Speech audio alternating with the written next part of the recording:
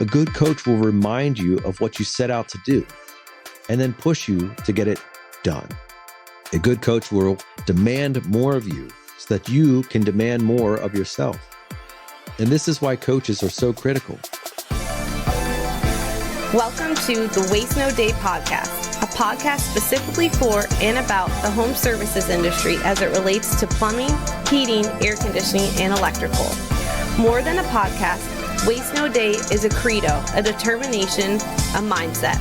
It is a never-ending discipline. It is a refuse to lose pursuit. It is a wake-up call every morning to waste no day.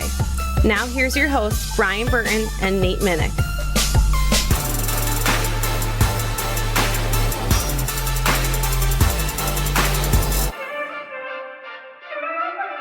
Hey, welcome to another episode of the Waste No Day podcast. Your hosts, Nate and Brian, hanging out with you again. Looking forward to a great show today. We are kicking it off with a topic around the idea of the power of a coach. And we're excited to bring on the guest, just me, which is going to be a whole new thing because why wouldn't we just change it up? Who knows? Going to get weird. But before we do that and get into that topic, Brian is here for the introduction. So take note and be advised, this is going to be the better portion of the podcast. If you want to skip the rest of it, that's okay with me. But we'll have a good time on the introduction, and we're going to kick it off with a quote from Brian. People don't buy when they understand you. They buy when they feel understood. Jeffrey Gitomer. All right. Yes. The classic problem of a salesperson in trying to educate them to death. Oh, yeah. That engineer, salesperson. If I could just give them a little bit more information, they would turn that corner. Right. And just a few more pros and cons and a couple more details, and they'll finally see the light. Yeah. What was it that made you pick that particular quote for the episode today? Yeah. And, the large percentage of our sales not large percentage, but the big percentage of sales trainers in our industry who say you don't ever need to sell. All you need to do is educate. It's like, really? So I could just drop a brochure on the kitchen counter and people are going to start buying water treatment more? Because if it's just education, what's the difference between just leaving a brochure? Let's give that a trial run, see if it works. It would actually work quite a bit because it's the most so many of the people listening to this show will ever bring up a product to a client that isn't what they were actually called out for. I bet if you just started leaving brochures on the table, your ticket average would go up. You're just going to fall into some sales? Well, yeah. I mean, you would actually be bringing up products. So there is a percentage of time that it would actually work. But yeah, educating is just spitting out information. And while that might be selling, it's not high level selling. High level selling is building relationships and connecting with people. Yeah, that's what we need to be about, right? And so if you think that just a list of pros and cons, or even trying to explain away, all the reasons why is going to get things done, hey, listen, that's going to work for some people. That might work for a personality such as myself. But if you try to explain Brian to death and he's just not on board, it doesn't matter. You could present an airtight case that would get a conviction in court for the reasons why he should buy the product. But if he doesn't believe it or he doesn't want it, it's not going in. And he's going to have a good time in that scenario. Yeah, and let's call it what it is if you don't get me excited about it. But you really don't have to educate me very much on it. You just have to get me excited about the product or service. And there are way more of me than Nate in the home. So thank goodness. It makes selling a lot easier. Yep. But all you got to do is educate people. It's not closing. And I think everybody listening knows it's not closing. I'm not taking shots at anybody. It's just, I've been beat to death with this mindset that did not increase my conversion rate or ticket average for decades. And it's a killer because it's just educate, quote unquote. It's taking the relationship right out of the mix. Now, speaking of educating, Brian, our listeners might notice that your vocals sound a little bit different today. In fact, if they could see what I could see, they would also tell that your background is a little bit different today because you are actively in the process of educating some people why don't you tell our listeners where you're at? And because this is going to release after the fact, it's too late to get there. Maybe you could also tell them where the next spot of education will be occurring. Yeah, well, if you are within a few miles of me today, you are in Las Vegas and at the Home Service Freedom Conference. Well, I'll be, as this records, it's Tuesday, September 2nd, and I'll be doing a 7-hour training tomorrow, Wednesday, the September 3rd at the Mandalay Bay. Yeah. But if you weren't able to make this one, we can see each other at boot camp in Fort Lauderdale. What is it? November 2nd and 3rd? Sunday, Monday. So either November 2nd and 3rd or November 3rd and 4th. I'm not great with dates. So just go to wasteoday.com and check on the boot camp, and you'll see the dates in there in Hollywood, Florida, like Fort Lauderdale area, at the Margaritaville Resort on the beach. So this is going to be the first time we've done a boot camp on the beach. We should just be calling it the boot camp on the beach, if you ask me. Yeah, I like it. Yep, we've already got quite a few tickets sold. I heard a rumor earlier. Don't know if it's true that one Nate Minnick may actually show up at this one.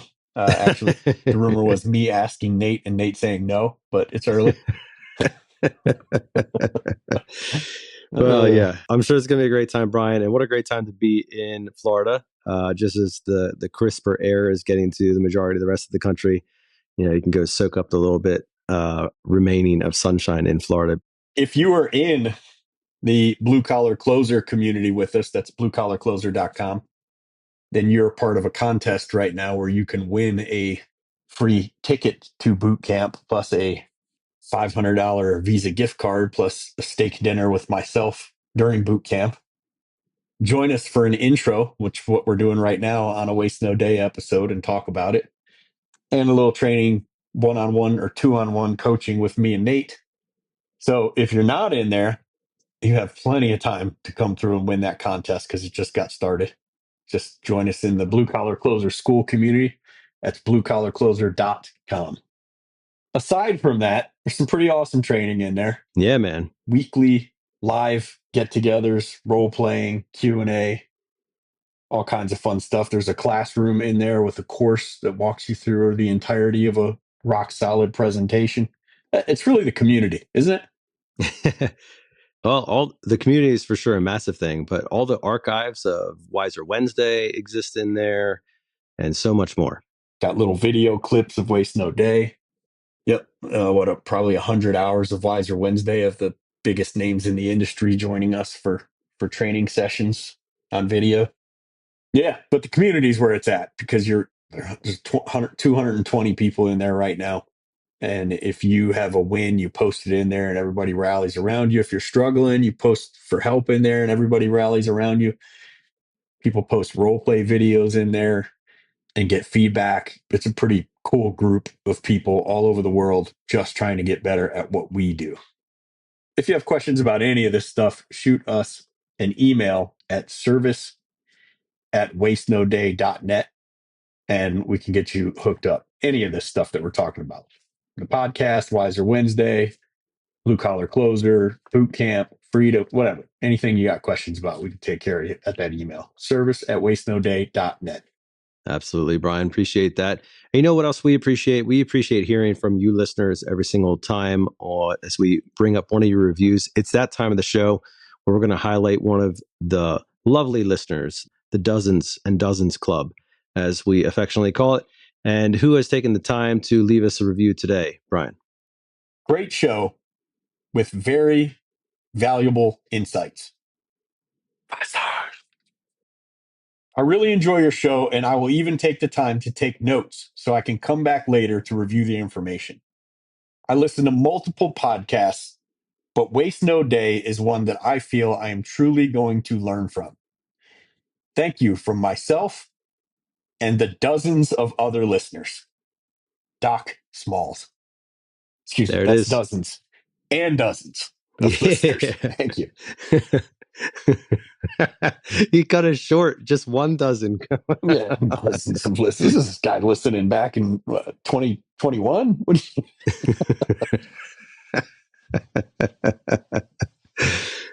was the name? Doc Smalls?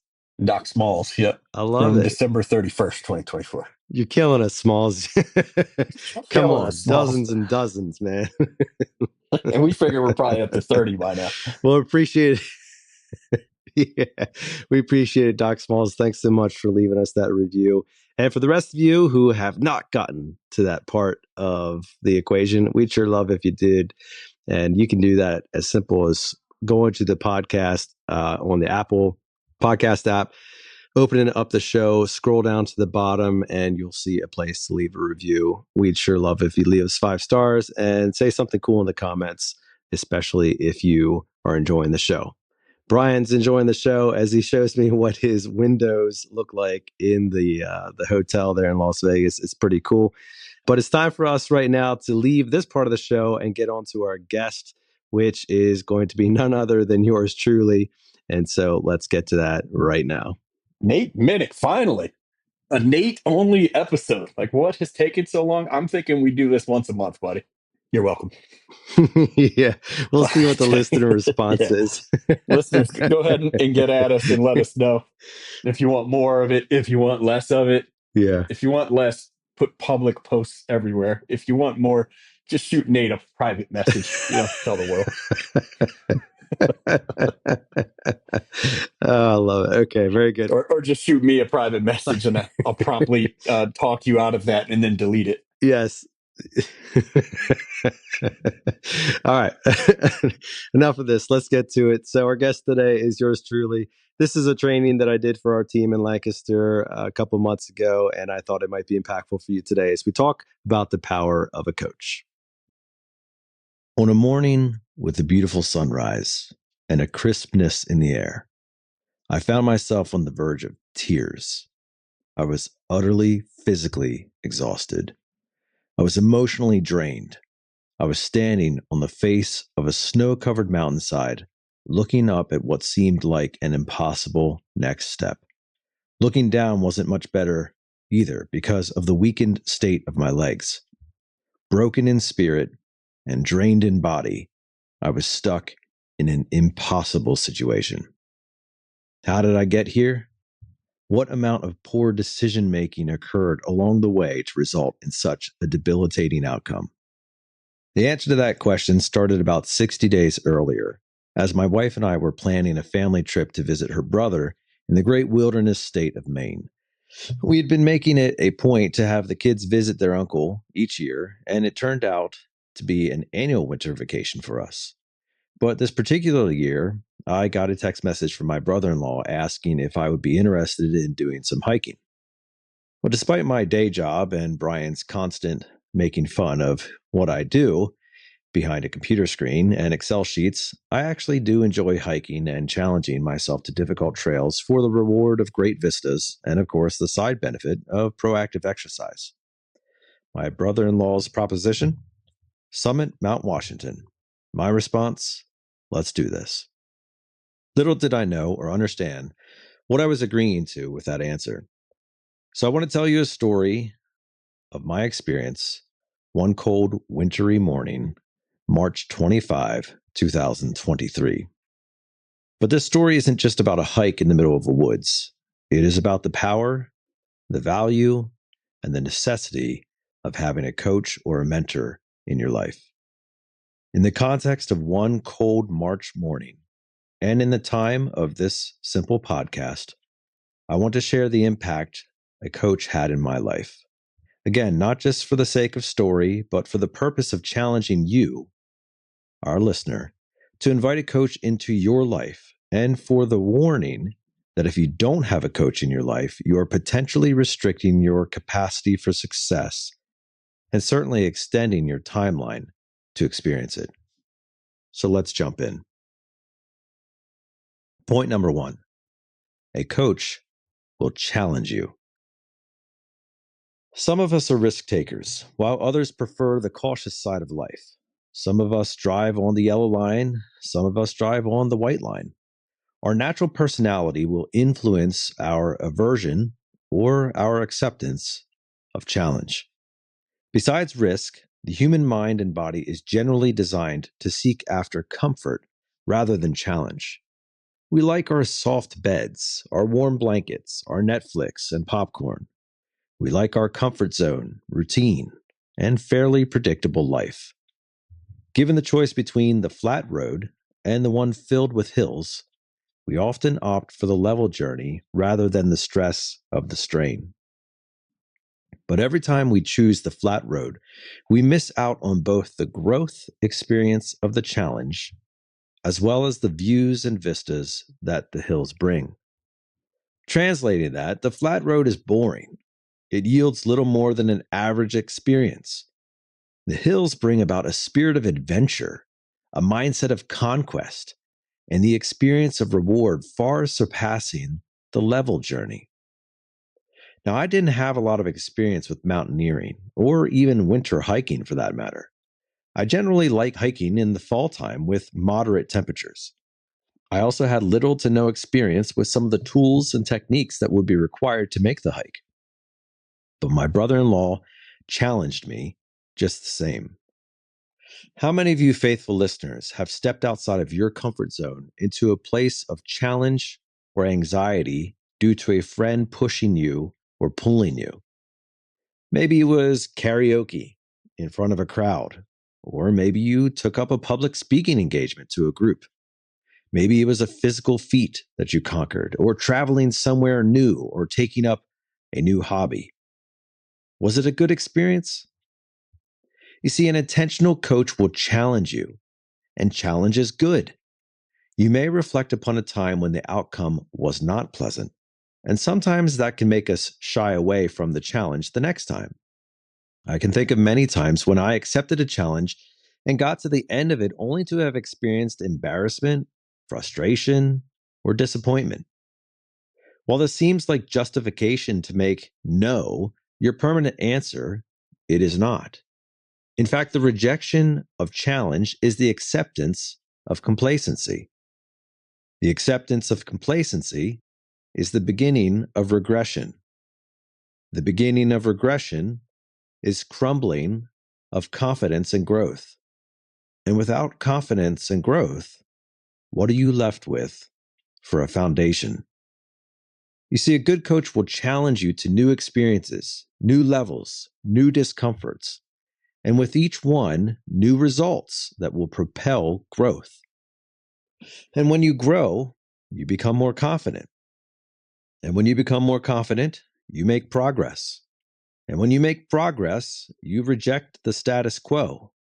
And when you reject the status quo, you accept more challenges. And when you accept more challenges, you take the hill, you plant the flag, you conquer new territory, experience a fuller life, and leave the flatlanders behind. You've probably seen the video of Jocko where he describes painful situations and then he says, good. We might smirk at that video because it is counterintuitive to our natural reaction. How can one describe breaking down on the highway in the middle of nowhere as good? It certainly doesn't feel good in the moment. And truly, if no development or change is recognized, it is not good. But what Jocko means is that the challenge and adversity is good because it gives you the opportunity to overcome, which makes you a stronger person.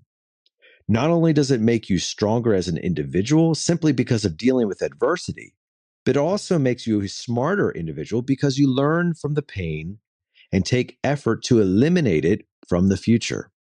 Additionally, overcoming adversity helps you help others to overcome their own adversities and challenges.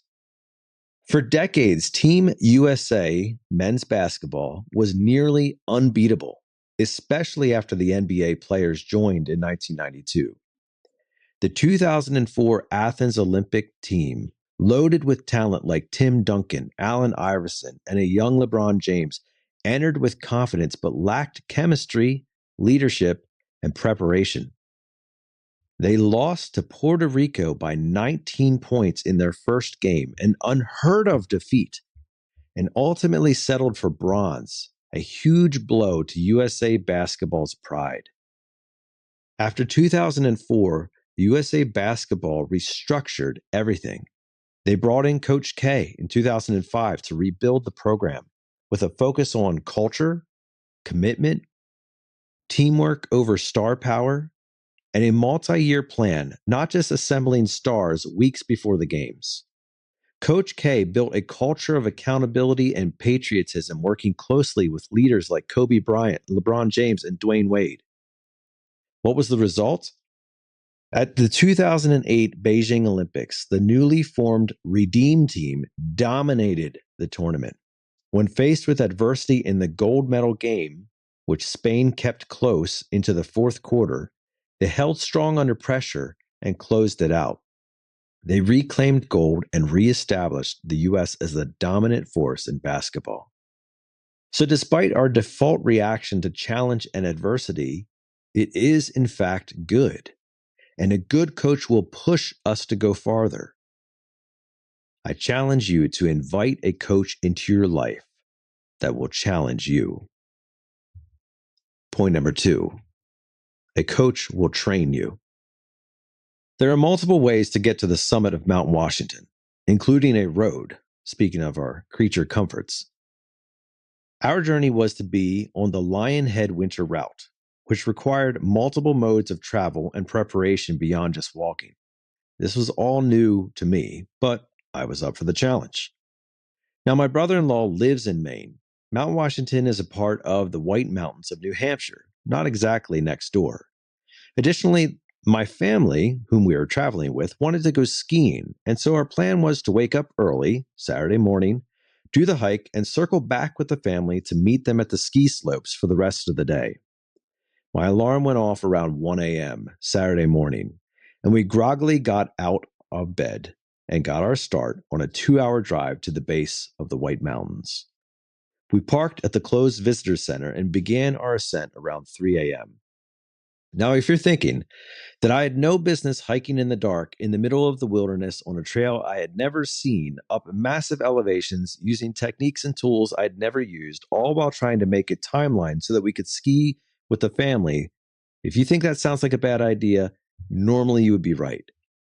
But this wasn't just me. I had a coach, and a coach that was willing to train me. Hours before the trek, Damon, my brother-in-law, had trained with me on some of the new accessories we would be using. The first was skis, and not just average skis, but skis with something on them called skins. Did you know that you can ski up a mountain? It's called skinning, and it works by applying a synthetic snow-gripping skin to the bottom of the skis that allows you to travel upward. Additionally, the boot configuration only attaches at the toe, leaving your heel to elevate above the ski. Using boot props that angle the heel upward, the skis can be sliding up a 30-degree slope while your feet are actually flat, making for a fairly comfortable combination. Rather than stepping up the trail, you slide/lift your foot and ski forward in a sort of shuffling motion to traverse upward. This was all new for me. I'd only worn skis once before in my life, and that was going downhill. But my coach helped me get set up and use the proper techniques to ascend the first part of the trail. So with headlight on and skiing uphill, we made the first part of our journey pretty easily up a snow-covered flat trail, actually getting so warm that I layered down to just a t-shirt. Ken Schramm says that a smart person learns from his mistakes, but a truly wise person learns from the mistakes of others. You see, a coach is like a fast-forward button for your life. How many of you have some learned lessons that you are trying to impart upon your children? Do they always listen? No, because our children generally don't see us as a coach. And this is an important distinction between coaching stories. The invitation of a coach into your life and the attitude of coachability is the difference between a good experience and a forced experience. Inviting a coach to train you and then actually agreeing to learn are the ingredients for the bread of success. Coaches have lived experiences, learnings from mistakes, and success strategies that they pass on to condense the timeline of our own growth. You see, I could try to learn piano by myself, or I could take lessons. I could worry about a million things as a new parent, or I could have some conversations with existing parents who have been through all those different stages before and survived. I could try to hike a mountain with no experience and no supplies, or I could ask a coach to help me with both supplies and experience to fast forward my success. Not only does it fast forward the timeline, but it also makes a positive outcome more probable. After an hour or more of skinning, we flattened out and came to a large elevated doghouse-like structure alongside of the road where the Lionhead Trail split off into the woods. The doghouse is actually called a ski shed and is for the storage of skis while you hike the rest of the trail. In our packs, we had water, snacks, an ice pick, our hiking boots, and something called crampons. So off with the skis and the ski boots and into the ski shed for storage while we switched over to hiking boots and crampons.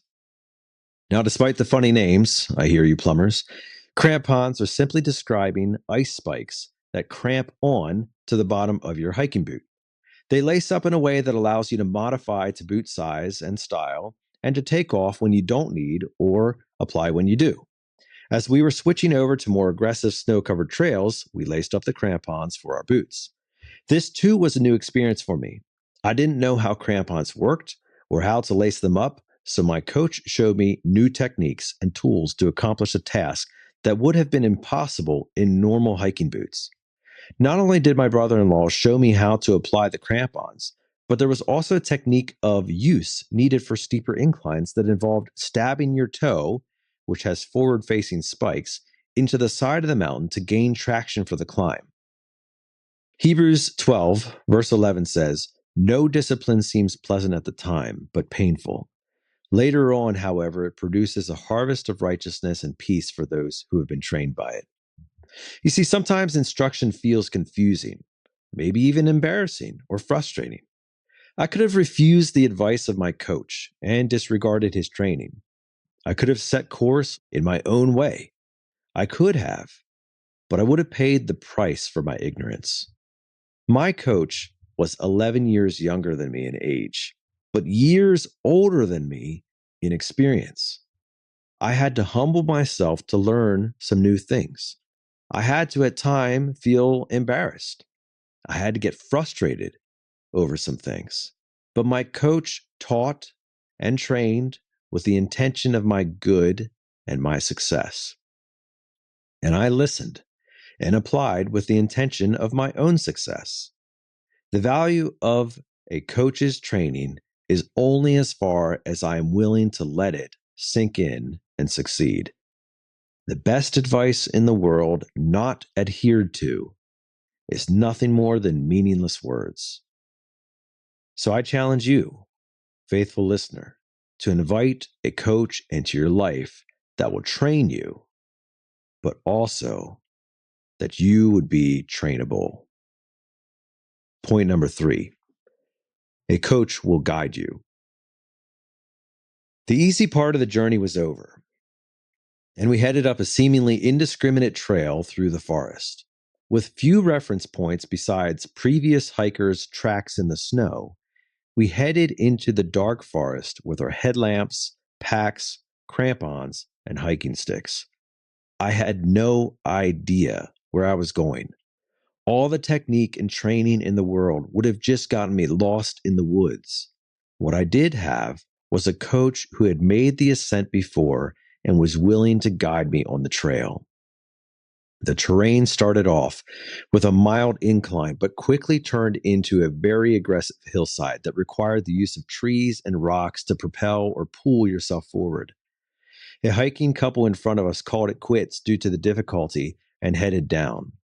We were alone. It was 5 a.m., and very early wisps of light from the dawn started to peek over the mountains behind us. Even in daylight, it was still not a clear trail, and I was thankful for the experience and insight of my coach to show the way. If there is something that I feel impassioned about for my children and for the next generation, it is that they would have a level of discernment beyond their years. In 2017, a Dutch study took 27 school-age children, ages 11 and 12, and assessed their understanding of reliability. The teacher of the class, as well as the children, were told by the author of a study that the lesson they were going to learn was about online reading comprehension. The real purpose would not be revealed. The children were asked to visit a website devoted to saving the Northwest Pacific tree octopus, which is a completely made-up animal, saving it from extinction. After exploring the website, the children were asked to answer several questions relevant to facts about the tree octopus and whether or not they would support efforts to save it. Only 2 out of 27 students, or 7% of the class, recognized that the website was a hoax. You see, our world is full of the latest trends and gurus, AIs and advice, and more information than you can possibly process. Not all advice is created equally, and not all coaches are wise. But a wise coach who can help you with guidance and discernment in your life is invaluable. Think to a time in your life when someone gave you wise counsel around a decision that you were contemplating and the impact the counsel had on your decision and the outcome. And think of the consequences you would have endured had it not been for the wise guidance you received. You see, it's okay to admit you are lost or confused or stuck at a crossroad. The value of wise counsel can avoid pain and potentially years of being lost in the woods and having to find your way back. A wise coach who can help you identify the right decision to make or the right path to travel can be one of the most valuable relationships that you have in your entire life. And so I challenge you, dear listener, to invite the wise guidance of a coach to help you develop discernment as a skill. Point number 4. A coach will push you. Mount Washington sits in the White Mountain Forest at a summit height of 6,288 feet. It is the 8th highest peak on the East Coast. While it doesn't necessarily have the height of Mount McKinley or the fame of Pikes Peak, it is known for weather extremes. It has recorded a 231 mile per hour wind speed, 72-degree high temperature, and a negative 47-degree low temperature. It has such odd weather that a research observatory opened in 1932 and still operates today. Wind was definitely a concern on our hike, but we are extremely fortunate to have an abnormally calm climb. While we avoided the wind, we could not avoid the elevation gain. The trail type is called an out and back route, which just means that you go from A to B and then back to A again. It's an 8-mile round trip with 4,200 feet of elevation gain. But because it's out and back, you are gaining 4,200 feet of elevation in 4 miles of hiking. And because the 4 miles are not all at the same angle, some of the elevation gain comes quickly. The worst of which is a half-mile stretch with 1,000 feet of vertical gain. Some of these hills are at 60 to 70-degree inclines. Think climbing up a ladder more than hiking a hill. That's why crampons are needed on the hike to even make the climb possible with the snow and ice constantly causing you to slide backwards. We cleared the tree line at 4,400 feet and were exposed to the elements and snow-covered boulders as the sun rose on our backs. Resting was a necessity for the pounding cardio and leg strain combination. Did you ever do something new that had you known what all was involved in the end, you would have chosen to never do it in the first place? Well, let's just say that I'm glad that I didn't know the trail and the strain or what lay ahead while I was hiking. Ignorance may have been bliss, but it didn't change the strenuous conditions. We climbed on feeling the pressure of our timeline to summit and return to my family. We were behind, and it was my fault. I was the one holding us back. My coach was the one pulling me forward. The Lion's Head is a rock formation that juts out of the mountain with massive boulders to form the likeness after which it is named. Having no perspective of where on the trail this marking was, it seemed like a summit in itself by the way my body was feeling. My steps were labored.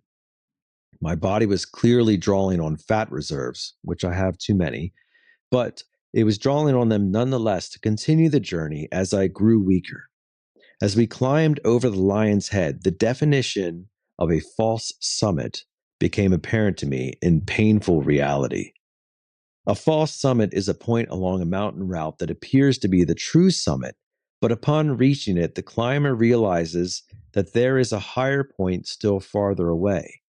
This was the unfortunate realization I came to after climbing over massive ice-covered rocks. Not only was there a higher point, the true summit, but it had a fairly long, although fortunately flat, section of trail between our current position and the new summit base. The true summit itself was dome-shaped and sat off in the distance as my life choices began to cloud my mind, and we discussed whether we had enough time to continue and make the summit. If you never experience a desire to quit something in your life, you are living too easy. But desire is not permission. You see, my body wanted to quit, but my mind was still strong. I needed to reach the summit. I needed to plant a flag. I needed to check the box. But I also needed to keep up. A good coach will encourage you to push on both in word and in action. A good coach will say that your request to quit has been denied. A good coach will help you climb higher than you could by yourself because a team of two is better than one. A good coach will help you to understand that pain is weakness leaving the body, and quitting begins the road to disappointment and regret. And so we pushed on, with determination and anticipation of the completion of the goal. My pack grew heavy on my back and my fatigued legs, so I set it aside against a trail sign to carry on unhindered. Who was going to steal it up here on a mountain anyways? The dome summit looked like a white-covered gumdrop rising out of the otherwise flat landscape. With no trees and only semi-covered snowy rocks to dot the landscape, I quickly lost perspective on size. There was no point of reference, and so the closer we got to the gumdrop base, the farther away the summit seemed. The dome was so steep that you had to zigzag a trail in the hard ice pack to move upward. You could see several trails from previous hikers that had yet to be smoothed over by the elements. The climb began, and my brother-in-law was in front of me, and I was still lagging behind. No sign of the actual summit was visible other than the outline of the top of the mountain, and a figment of what seemed to be at the top. Step by step, the crunch of the snow and the jabbing of metal spikes on the bottom of my shoes into the side of the mountain propelled me a few feet farther.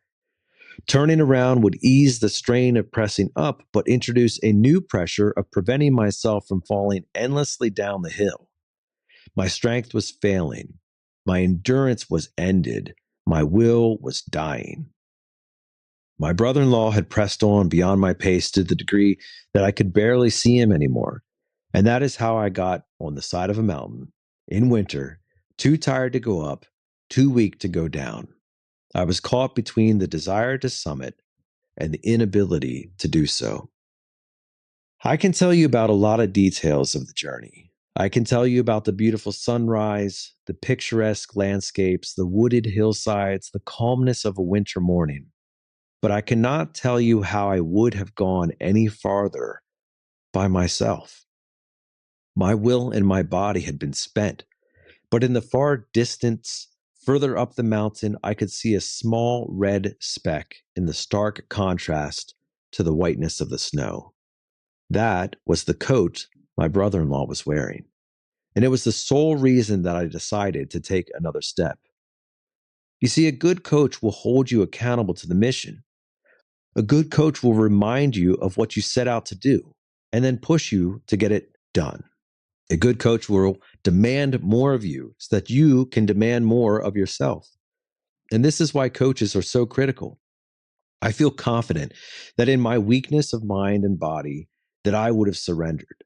I would have turned around or maybe never even started. And I would have to live with that regret. But my coach pushed me on without even saying a word. He just stayed true to the mission. If you want to do great things in your life, if you want to accomplish new levels of success, if you want to have breakthroughs to a new, better version of you, then get a good coach. They will be your advocate and your adversary when you need them the most. And so, dear listener, I challenge you to invite a coach into your life who will challenge you and push you forward. Point number 5, a coach will celebrate with you. The landscape of a place on Earth that sees 200 plus mile an hour wind appears more like an unearthly planet than anything we are used to seeing.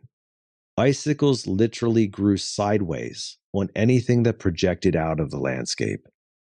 But there it was, the summit sign, 6,288 feet.